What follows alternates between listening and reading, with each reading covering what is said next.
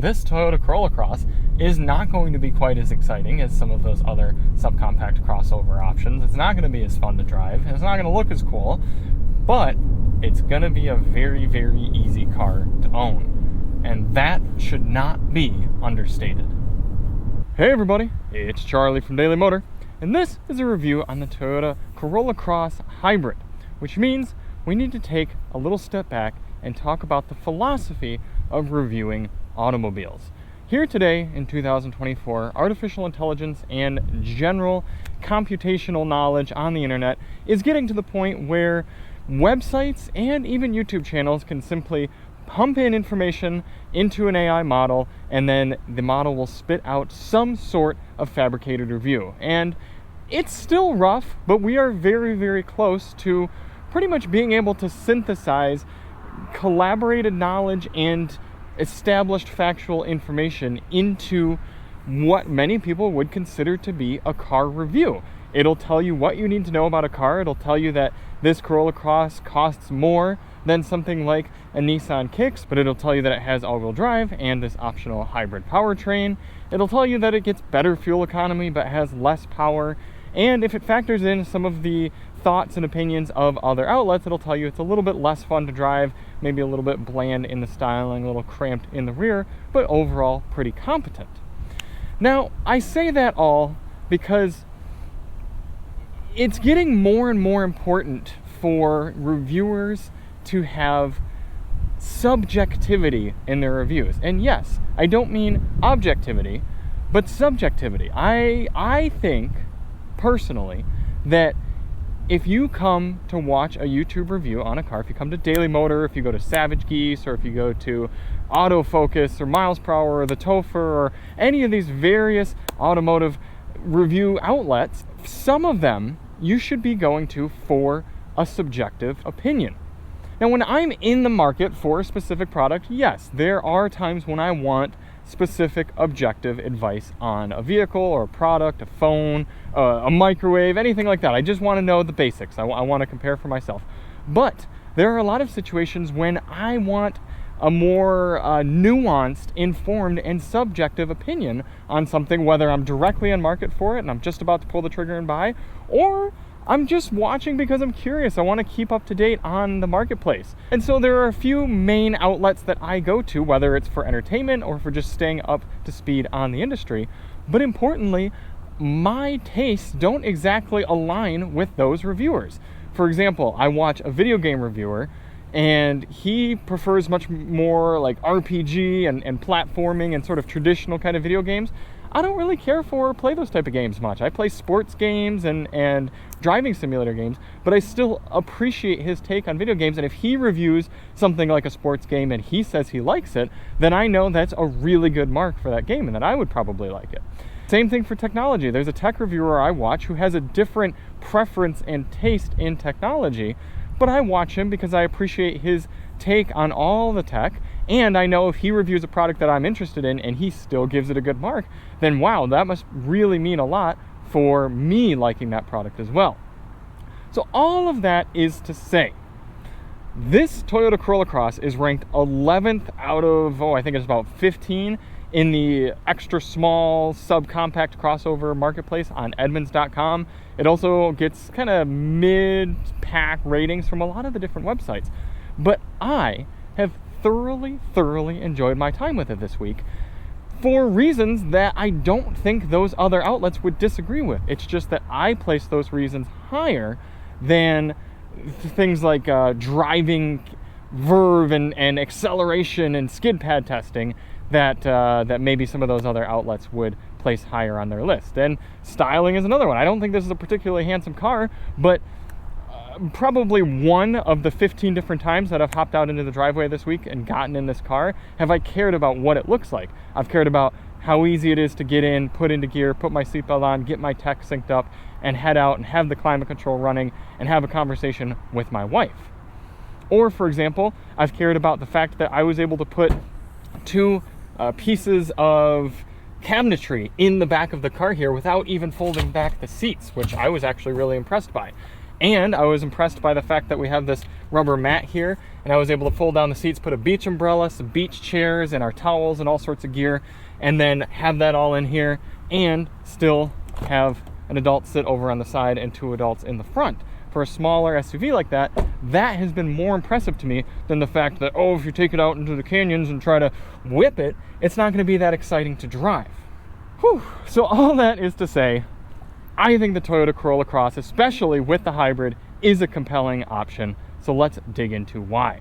Starting off in the back here, this liftgate is not powered, and typically I don't usually care about that. However, I did have a situation this week where I was getting the beach things out of the car and I had to close this, and there were things in my hands, and I do wish that I could have just pressed a button and have it closed. So as much as I usually don't care for having power liftgates, I could see the appeal of having that on there. We do have a little bit of underfloor storage, mostly just for a goo kit. Doesn't look like we'd be able to fit a spare tire in here unless it were super, super compact. This is a JBL subwoofer because this has the optional 9-speaker JBL sound system, and it is pretty darn good for the price point. Check our link in the description to see our dedicated review on that, because I've actually been pretty happy with it throughout the week. Slight disappointment, and if you're somebody who folds seats often, you're going to want to know this. You can reach way in and fold down the seat from there, but it gets caught on the driver and passenger front seats. I am 5'10", so that requires me coming up here and going like this in order to get the seat to fold. But then after that, it goes nice and flat with a little bit of a flap here in order to bridge that gap. Getting into the back seat after I have put the front seat back to my 5'10" driving position, and you can see, even as a 5'10" adult, I am able to sit comfortably back here, and that is key. I have actually a surprising amount of headroom, and the windowsill is a little tall, but I can sit back. There's a good amount of recline to the seat. This SE model does not have a flip-down center armrest, but you would get that in the XSE. We'll talk a little bit more when we're up front about what spec we're in and how much this one costs compared to some of the other trims. But importantly, you do have air vents back here, and hidden way, way down there, some USB-C power ports. And a little cup holder right there, so that's nice. And the window goes all the way down, so that's also nice. Now, the first time I drove the Corolla Cross Hybrid, I was reviewing it in the context of should my friend Rachel, who had a baby on the way, purchase this car. And we ended up saying no, because the RAV4 makes more sense if you've got children. You're just going to use the space in the trunk, you're going to use the space in the back seat, you're going to use the little bit higher ride height. To me, it's worth spending extra and getting the RAV4.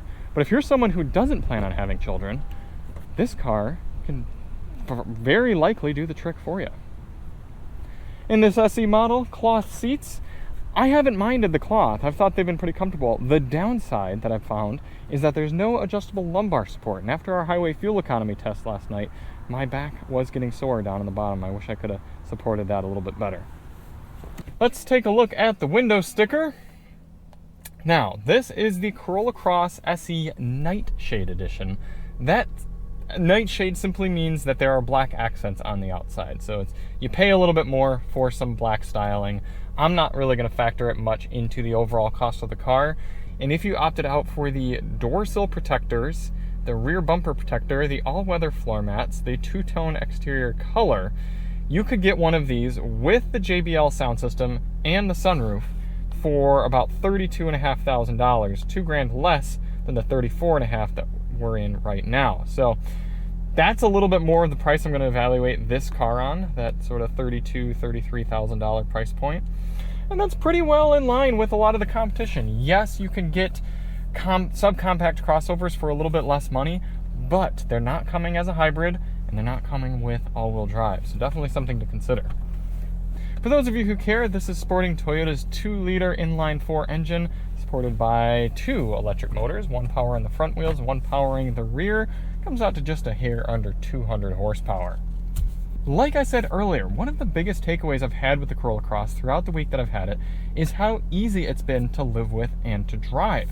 You get in, you've got a bunch of physical controls on the steering wheel, you've got physical adjustments for the climate control, so I've been able to hop right in and adjust my temp, adjust my fan speed. Very simple to do. Buttons right here for turning it off or changing different settings there. Physical adjustments for the brightness. A nice 8-inch touchscreen that every Corolla Cross, at least every Corolla Cross Hybrid gets. I'm pretty sure every Corolla Cross in general. It's a little small, but it's got wireless CarPlay and Android Auto support, and it's a fair distance away. It's not as far as some, not as close as others, but again, it's just nice having the wireless phone projection going right up there. You do have a wireless device charger as well that I haven't had work particularly reliably. I don't know if that's my phone or the device charger itself. A little bit more inclined to think it's due to the case on my phone and the phone getting hot. The SE and S hybrid models get a fairly straightforward gauge cluster here, 2 analog displays. I'm a bit surprised to see an analog tachometer on the left side. If you pay for the XSE model, then you get a big 12.3-inch digital gauge cluster there. To me, I wouldn't bother. This gives you all the information you need, whether you want your speed or you want information about how efficiently you've been driving. Speaking of that, we're going to reset our cruise control right now. We'll see what it is at the end of our drive. I've been getting about 37 to 38 in all sorts of driving, but that's been idling, running the climate control, and driving on the highway. So I wouldn't be surprised if we see well over 40 driving around this kind of college campusy area here. We've spent time with the Corolla Cross with the non-hybrid powertrain, the standard one, and that one is gutless. That one you do have to listen to the motor sing out just in order to get up to speed. And for me, between the fuel economy gains and the extra refinement of the powertrain, I would pay extra for the hybrid in this class. The fact that you can have, it's not a super capable all-wheel drive system, but still an all-wheel drive vehicle in this class with some roof rails and space for 4 adults and have it get over 40 miles per gallon, that's pretty cool. I'm pretty happy with that. And yeah, you could, again, get a RAV4 and be getting pretty impressive numbers as well, but this is going to do slightly better and cost slightly less. Something that is going to turn some people away from the Corolla Cross is just that it is not flashy. Between the standard sunroof, the standard climate controls, the standard gauges, the big standard shifter, I mean, it's not a car that really has a wow factor. So if you're shopping in this class and you're going from dealership to dealership and you see the beautiful, sexy Mazda CX-30 and you see the rugged and capable Subaru Crosstrek and you see the futuristic looking Kia Soul and you see the new stylish Chevy Trax, those cars are all gonna have more of a pizzazz and a wow factor. But I will say, all of those things fade. Once you have it in your driveway for 3 months, it's just gonna feel like your car. And what you're going to appreciate more is straightforward usability, reliability, low cost of ownership, and the ease that is driving this Corolla Cross around. They've tuned the accelerator just right so that getting up to speed here, very easy to do. It's very, I don't know if I want to use the word mindless, but it allows you to focus on other things in life and have driving be simply more of a means to an end. Because we have to admit, for most people, driving is a means. It's not the point. Most people on the road are just driving so that they get their body to somewhere else, or maybe they go and get somebody else's body and bring it to a different place. They're not going out to enjoy their drive. And in a lot of vehicles, I would tell you, this is great because it does allow you to enjoy driving more than it would another car. I think of the Volkswagen Golf GTI, especially the Mark 7, Mark 7.5.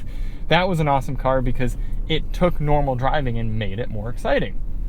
But in a lot of situations, you just need to take normal driving, like being stuck behind a Santa Fe going 10 miles per hour below the speed limit. You just need to make that driving easier. And that's what the Corolla Cross does really well. Something that's impressed me throughout my week with the Corolla Cross is actually the ride quality.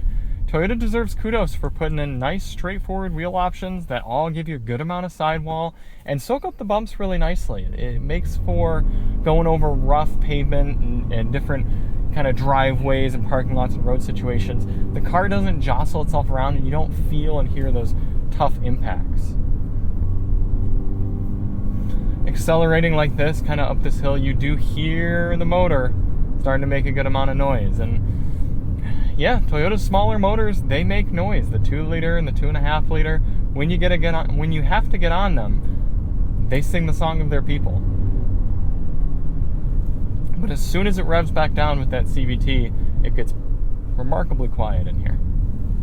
Something else to consider about buying something like the Corolla Cross as opposed to something like the Chevy Trax or the Kia Soul, or I'll even go as far as to say the Subaru Crosstrek as well.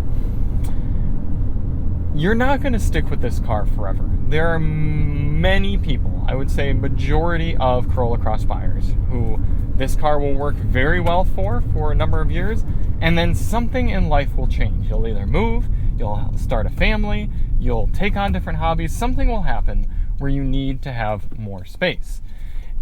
When you go to sell your Toyota Corolla Cross, you're going to get much more money for it on the used market, whether you're trading in, selling private party, it doesn't matter. This Toyota Cross is going to hold its value significantly better than something like the Chevy Trax or the Kia Soul.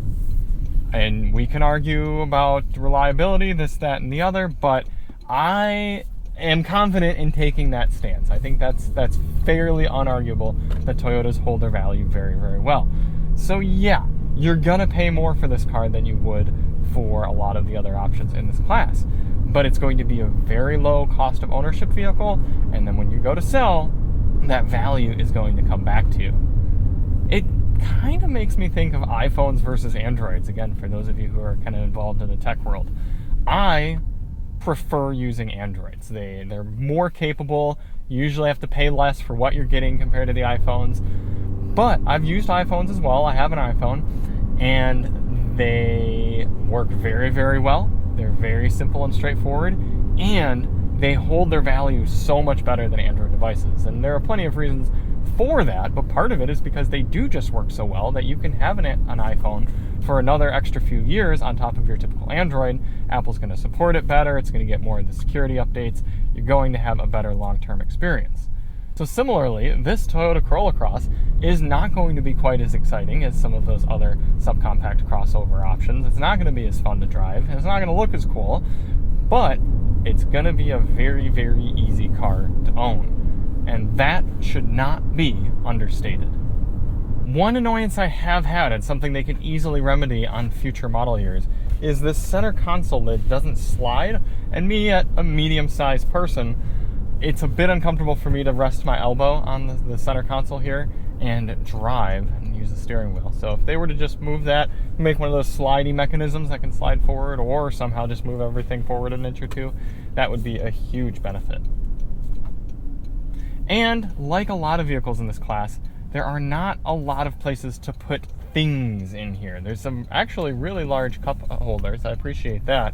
But with this wireless device charger and the cup holders, you're pretty much limited to the door for putting any stuff in. So I'm talking sunglasses, books, snacks, water bottles, etc. So I could go for a little bit more space, but some compact cars, they just don't do a great job with that. If they did something more unique with the shifter, then they could free up some space for putting things. Well, it looks like we're coming in right about what I've been getting throughout the week, 37.2 mpg.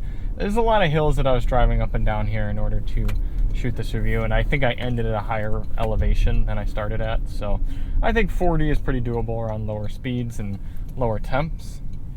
Now, the one other thing I will say before wrapping up this review is don't count out the car options as well. A lot of people flock to these small crossovers but don't really realize how limited they are inside. So you might be just as well served by something like the new Toyota Camry. The Camry is going to be more fun to drive. It is going to be more comfortable. It's going to cost about the same. It's going to be more efficient, and it's going to provide you more space for seating inside. Now, might not sit quite as high up, and you might get a little bit of a different style of space that you can use in the back, but just remember that sedans and hatchbacks definitely still have a lot of value. Before we wrap up, let's take a look at the Daily Motor leaderboard and put on the Corolla Cross. Current leaders: Kia EV9, Hyundai Ioniq 6, and Toyota Tacoma. Man, if we put this in the top 5, there's going to be 3 out of the 5 Toyota Lexus products up there. All right, let's start walking it up. I like it better than the Crown, better than the e-Sprinter, better than the X5. Mazda 3, how much did that one cost? That was low 30s as well. It's about the same as this. Oh, the Mazda 3 really is compelling though, and so is the LC500. So I think this is where this is going to go, right here. 6th place behind the Mazda 3 and above the BMW X5. Again, this is my subjective list. This is a balance of how would it be to own, how is it to drive, how well does it execute its mission. And I think that really does do a good job. A lot of those competitors, yeah, they've got their perks and their quirks, but the Toyota Corolla Cross is a good car to have in your life. And I like that. So thank you all so much for watching. If you do want to see more on the Corolla Cross, check the link below. We've got reviews of the standard model and all of our other content on this one. And we'll see you on the next one. I'm Charlie from Daily Motor, and as always, drive on.